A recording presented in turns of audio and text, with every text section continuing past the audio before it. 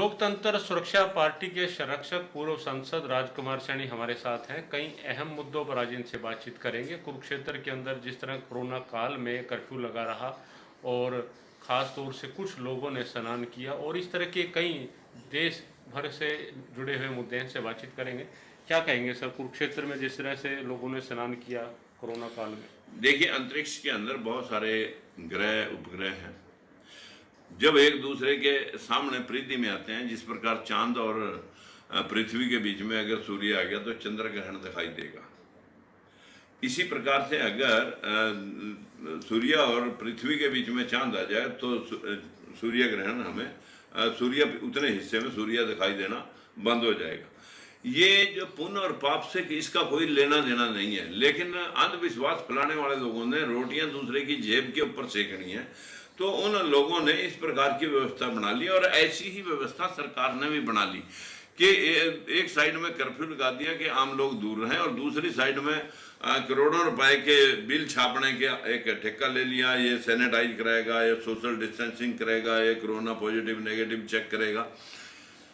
मैं सरकार से पूछना चाहता हूं कि सरकार में बैठे मुख्यमंत्री प्रधानमंत्री क्या इस बात का बताएंगे? अभी तक जब ये कोरोना के लिए कोई दवाई बनी ही नहीं, कोई वैक्सीन आई ही नहीं, आप किस चीज पे खर्च कर रहे हो?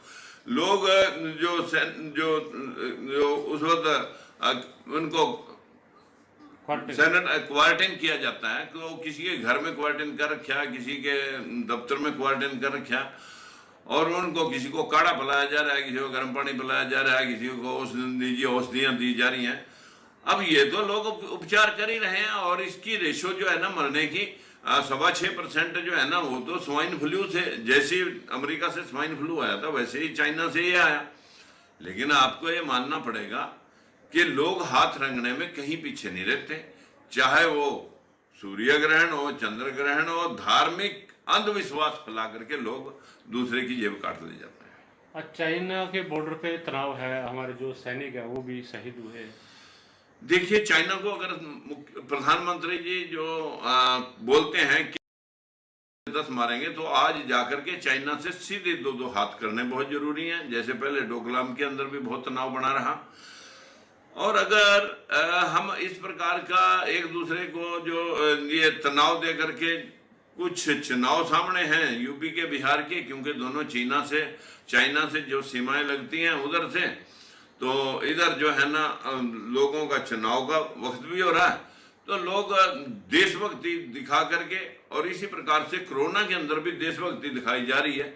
बीमारियां तो इससे, और दूसरी आज भी डेथ रेशो जिनका ज्यादा है, HIV का डेथ रेशो ज्यादा है, इसी प्रकार से दूसरे हैजे का या मलेरिया का वो डेथ रेशो बहुत ज्यादा है आज भी, और इसी प्रकार की बीमारियां, और भी टीबी वगैरह जो छुआछूत से फैलने वाली बीमारी थी वो भी है।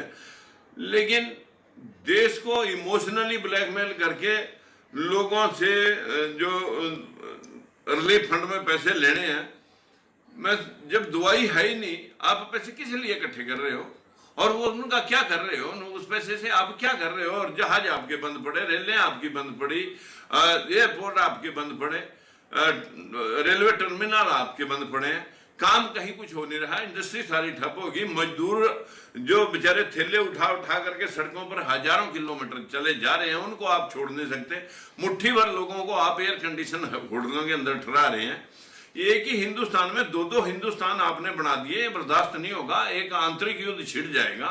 वैसे तो इस अंधविश्वास से लोग अब जागृत होते जा रहे हैं, लेकिन मैं नहीं मानता कि मेरे जगाने से सब जग जाएंगे। लेकिन हम प्रयास कर रहे हैं कि पानी में फूल लगाया जाए, हम एक पत्थर फेंक रहे हैं ताकि हलचल पैदा रहे। तो यूपी में जिस तरह से 7 बच्चियां गर्भवती मिली हैं और कोरोना पॉजिटिव भी मिली है, देखिए, बदकिस्मती है कि जिस देश में बेटी बचाओ बेटी पढ़ाओ का दुनिया भर का आडंबर रचा जा रहा है, ना बेटी योगी नाथ के, ना बेटी खट्टर साहब के, ना बेटी मोदी जी के। बेटी कैसे बचेगी, कैसे पढ़ेगी, उनकी संरक्षण कैसे होता है, ये तो देश में आम समाज का एक व्यक्ति भी बता सकता है कि जिस प्रदेश में सरकार के संरक्षण में चल रहा एक महिला अनाथालय, जिसके अंदर 7 बच्चियां गर्भवती होगी, उसको उनको गर्भवती एक दिन में तो नहीं हुई होगी, वो तो जो है ना क्या पता कब से सिलसिला चल रहा है। अगर सरकार की नजर के नीचे ऐसा सब कुछ हो रहा है तो फिर सरकार को इस्तीफा दे देना चाहिए, अन्यथा उन लोगों को एक दिन के अंदर अंदर जो है ना जेल में पड़े मिलने चाहिए, ताकि भविष्य में उन बच्चियों की रक्षा के लिए आप कोई उनको नौकरी दें या उनकी कोई इलाज पाव कराएं जिससे उनका जीवन नष्ट ना हो। तो सीमा पर तनाव है, पता करो कहीं चुनाव है क्या, इस तरह की जो एक कवि की जो एक तरह से पंक्तियां हैं वो कहीं ना कहीं इनकी बातों से नज़र आ रही है। और उत्तर प्रदेश में जो बच्चियां गर्भवती हुई हैं और कोरोना पॉजिटिव पाई गई हैं, सरकार पर एक तरह से सवालिया निशान है। ख़ास तौर से जो बच्चियां बचाए जाने के नारे लगते हैं कुरुक्षेत्र के अंदर, एक तरह से एक भारत में दो कानून, इस तरह की जो एक स्थितियां हैं उस पर आज हमने खास बातचीत की। Randeep road, Punjab Kesari TV, Kurukshetra.